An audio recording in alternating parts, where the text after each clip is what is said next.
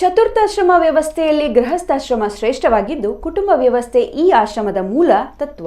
ಸಂಸ್ಕಾರ ಸಂವರ್ಧನೆ ಕುಟುಂಬಗಳಿಂದ ಆಗಬೇಕು ಎಂದು ಅಖಿಲ ಭಾರತ ಕುಟುಂಬ ಪ್ರಬೋಧನ್ ಸದಸ್ಯ ಕಜಂಪಾಡಿ ಸುಬ್ರಹ್ಮಣ್ಯ ಭಟ್ ಹೇಳಿದರು.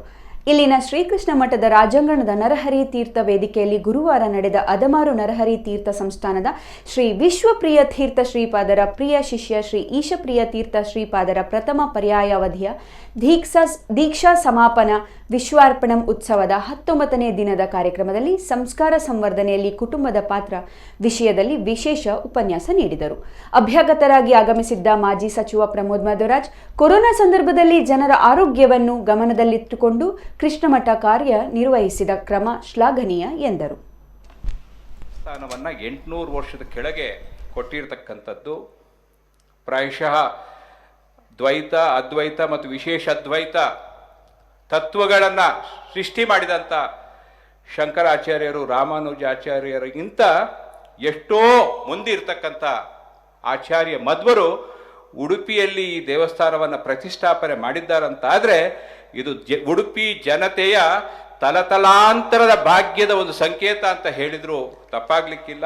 ಆ ಮೂಲಕ ಉಡುಪಿಯ ಜನತೆಗೆ ವಿಶೇಷವಾದಂಥ ಧಾರ್ಮಿಕ, ಸಾಮಾಜಿಕ, ಸಾಂಸ್ಕೃತಿಕ ಕೊಡುಗೆಗಳನ್ನು ನೀಡ್ತಾ ಬಂದಿರತಕ್ಕಂಥ ಒಂದು ಪರಂಪರೆ ಕೃಷ್ಣ ಮಠದ್ದಾಗಿದೆ ಅಂತಕ್ಕಂಥದ್ದನ್ನು ನಾನು ಈ ಸಂದರ್ಭದಲ್ಲಿ ಹೇಳಬೇಕಾಗ್ತದೆ.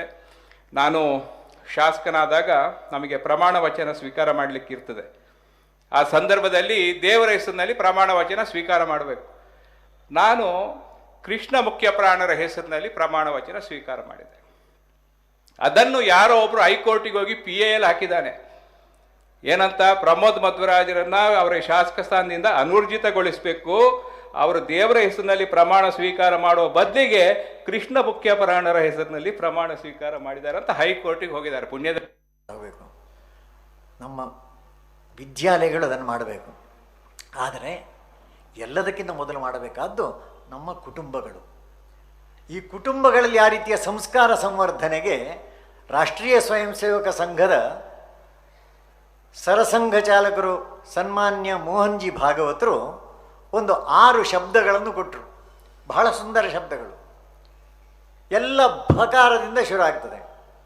ಭಾ ಎಂಬ ಶಬ್ದಕ್ಕೆ ಬೆಳಕು ಅಂತ ಅರ್ಥ ಉಂಟು. ಆ ಭಾ ಶಬ್ದದ ಅಕ್ಷರದಿಂದ ಶುರುವಾದ್ದು. ಮೊದಲನೆಯದ್ದು ಭಜನ್, ಎರಡನೆಯದ್ದು ಭೋಜನ್, ಮೂರನೆಯದ್ದು ಭಾಷಾ, ನಾಲ್ಕನೆಯದ್ದು ಭೂಷಾ, ಐದನೆಯದ್ದು ಭ್ರಮಣ್, ಆರನೆಯದ್ದು ಭವನ್. ಭಜನ್, ಈಗ ತಾನೇ ಭಜನೆ ಮಾಡುವವರನ್ನು ಮಂತ್ರಾಕ್ಷತೆ ನೀಡಿ ಸತ್ಕರಿಸಿದರು. ಅಂದರೆ ಭಜನೆ ಈ ದೇಶದ ರಕ್ತದಲ್ಲಿ ಸೇರಿಕೊಂಡದ್ದು. ಇವತ್ತಿನ ಸ್ಥಿತಿ ಹೌದದು. ಯಾಕಂದರೆ ವಿದ್ಯಾಭ್ಯಾಸ ಕೊಟ್ಟ ನಂತರ ಅವರ ವಿದ್ಯಾಭ್ಯಾಸಕ್ಕೆ ತಕ್ಕಂತೆ ಕೆಲಸ ಸಿಕ್ಕುದು ಪೇಟೆಗಳಲ್ಲಿ, ಅವರು ಹೋಗಬೇಕು ಬೇಡುವ. ಹಾಗಾಗಿ ಈ ನಕಾರಾತ್ಮಕ ಭಾವನೆಯನ್ನು ಬಿಟ್ಟುಕೊಟ್ಟು ಸಕಾರಾತ್ಮಕವಾಗಿ ನಾವು 2 ಜನ ಗಂಡ ಹೆಂಡತಿ, ಒಂದು ಮಗು, ನಾಳೆ ಇನ್ನೊಂದು ಮಗು ಆಗಬೇಕು, ಮುಂದೆ ಭಾಗ, ಈ 3 ಜನ ಇದ್ದರೂ ಭಜನೆ ಮಾಡಲಿಕ್ಕೆ ಬರುವುದಿಲ್ವ? ಭಜನೆ ಮಾಡಲಿಕ್ಕೆ ಎಷ್ಟು ಜನ ಬೇಕು? ಒಬ್ಬ ಸಾಕು.